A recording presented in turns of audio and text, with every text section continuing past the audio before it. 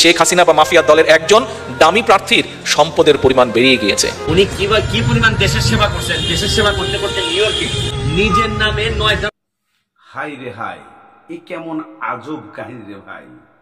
সাপ আর বেজি একত্রে সম্পর্ক কি করে হয়? ব্যারিস্টার সুমনের পক্ষ নিয়ে তারেক রহমান কি বললেন এবং ব্যারিস্টার সুমন কি বললেন জানতে এই ভিডিওটি অবশ্যই শেষ পর্যন্ত দেখতে হবে। এবং বাংলাদেশের নয়, বিদেশের নয়, বিএনপির একজন মেয়ে কি বললেন ব্যারিস্টার সুমনকে, কেনই বা নারীটা এই কথা বললেন, কি আছে এই মেয়ের এই কথার মধ্যে, জানতে আপনাদেরকে এই ভিডিওটা শেষ পর্যন্ত অবশ্যই দেখতে হবে। কেনই বা এই মেয়েটি ব্যারিস্টার সুমনকে আক্রোশ করে এই কথাগুলো বললেন, জানতেই হবে আমাদেরকে, জানার খুবই বড় প্রয়োজন। ব্যারিস্টার সুমন আইডল মানুষ, ব্যারিস্টার সুমন একজন এমপি মানুষ, ব্যারিস্টার সুমন জনগণের বন্ধু, ব্যারিস্টার সুমন ফাটাকৃষ্ট। সেই মানুষটাকে চ্যালেঞ্জ করলেন কে এই মেয়ে? আমাদের জানতেই হবে যে এই মেয়েটি কেন, কি কারণে ব্যারিস্টার সুমনকে এইভাবে চ্যালেঞ্জ করলেন। তার আগে আপনারা ব্যারিস্টার সুমনকে অভিনন্দন দেওয়া তারেক রহমান যা বললেন, দুর্নীতির বিরুদ্ধে ব্যারিস্টার সুমন যা বলেছিলেন, আর তার বিনিময়ে তারেক রহমান কি বললেন একটু শুনে আসুন। এই শেখ হাসিনা বা মাফিয়া দলের একজন দামি প্রার্থীর সম্পদের পরিমাণ বেরিয়ে গিয়েছে। উনি কি পরিমাণ দেশের সেবা করছেন, দেশের সেবা করতে করতে নিউ ইয়র্কে নিজের নামে 9টা প্রপার্টি, 9টা সম্পত্তি তো শুধু নিউ ইয়র্কে পাওয়া গেছে। আর কত সম্পত্তি যে বাংলাদেশে আছে এটার হিসাব তো আর আমি নিতে পারবো না, নিতে হবে তো কত। এই লোকটা মনে করেন এই সকল সম্পত্তি। দর্শক বন্ধুরা, ইতিমধ্যে আপনারা তারেক রহমানের কিছু কথা শুনেছেন। দুর্নীতির বিরুদ্ধে তারেক রহমান ব্যারিস্টার সুমনের মতো কথা বলেছেন মাননীয় প্রধানমন্ত্রীকে নিয়ে। কিন্তু কেন, কি কারণে এই কথাগুলা বললেন, এখানে প্রশ্ন থেকেই যায়। আপনারা অবশ্যই এই প্রশ্নের উত্তরগুলা এই ভিডিওর শেষেই পেয়ে যাবেন। কেননা ব্যারিস্টার সুমন প্রতিনিয়তই দুর্নীতির পক্ষে কাজ করেন, সে হোক বা দলের, হোক বা অন্য দলের।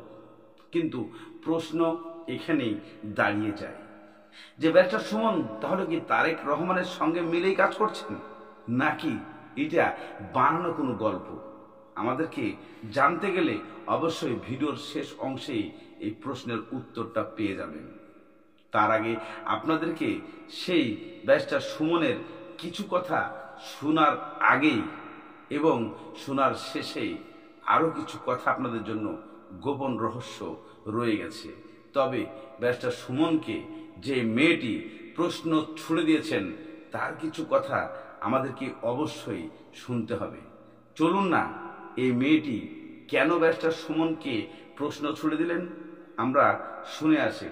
ব্যারিস্টার সুমন সংসদ ভবনে গিয়ে বলতেছে এই চেয়ারে কোনো যোগ্য অপরাধী বসছিল কিনা। আমি ব্যারিস্টার সুমনকে একটা কথাই বলতে চাই, বসছিল আল্লামা দিলাল সাইদি, কোরআনের পাখি, আর সে কোনো অপরাধী ছিল না। তার চেয়ারে বসা তো দূরের কথা, চেয়ারের সামনে দাঁড়ানোর যোগ্যতা তোমার নাই। দর্শক, এই মেয়েটির কথা আপনারা শুনেছেন। ব্যারিস্টার সুমন সংসদে দাঁড়িয়ে একটা কথা বলেছিলেন যে এই চেয়ারে যদি কোনো যুদ্ধ অপরাধী বসে থাকে, কোনো অপরাধী বসে থাকে, সেই চেয়ারে আমি ব্যারিস্টার সুমন বসবো না। আর তার কথার প্রতি উত্তরে এই মেয়েটি বলেছিল যে হ্যাঁ, একজন ব্যক্তি ছিল, সে আল্লামা দিলার হোসেন সাইদি। কথাটি কতটুকু যুক্তি, কতটুকু যুক্ত, কতটুকু সত্য আপনারা কমেন্টের মাধ্যমে লিখবেন। কিন্তু কে এই মেয়ে?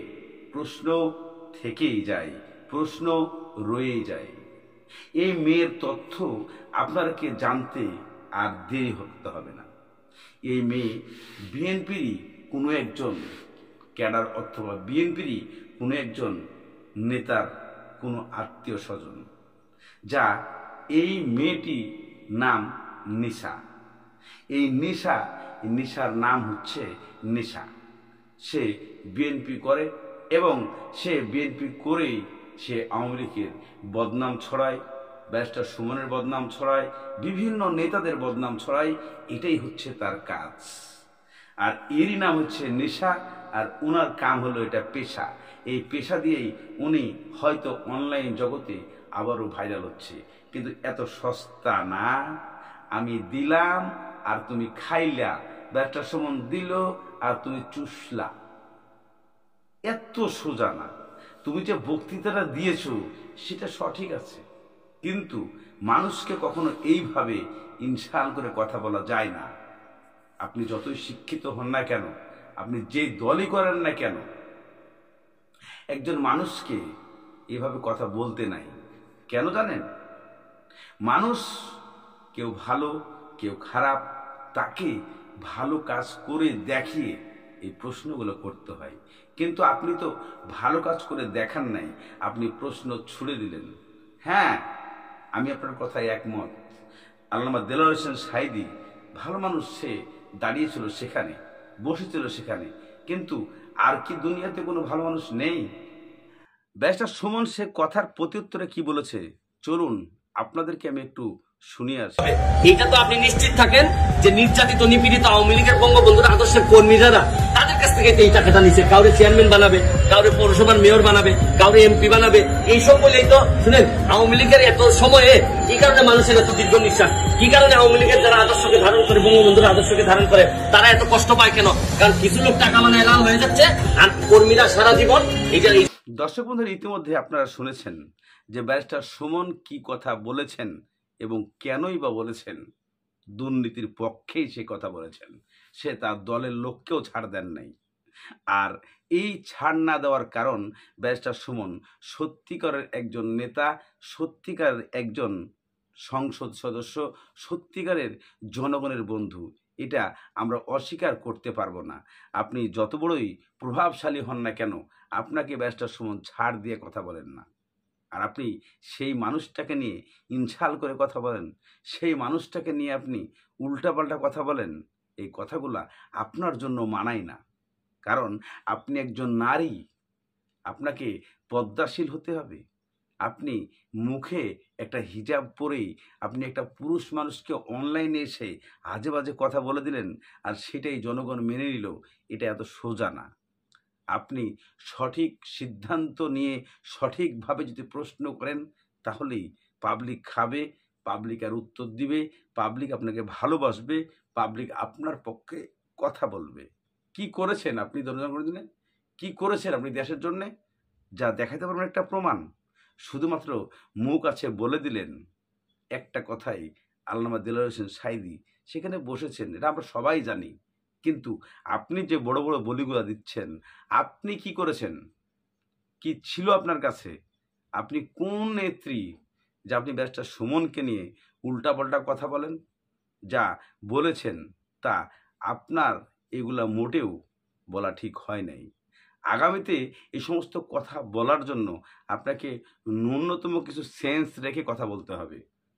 ব্যারিস্টার সুমন সত্যিকারের একজন নেতা, ব্যারিস্টার সুমন সত্যিকারের একজন দেশপ্রেমিক, সত্যিকারের একজন আইনি লড়াইয়ের যোদ্ধা, সত্যিকারের একজন দেশের রক্ষক হিসেবে কাজ করছেন। দর্শক, আজকের মতো ভিডিওটি এখানেই শেষ করছি। ভালো থাকুন, সুস্থ থাকুন, দেখা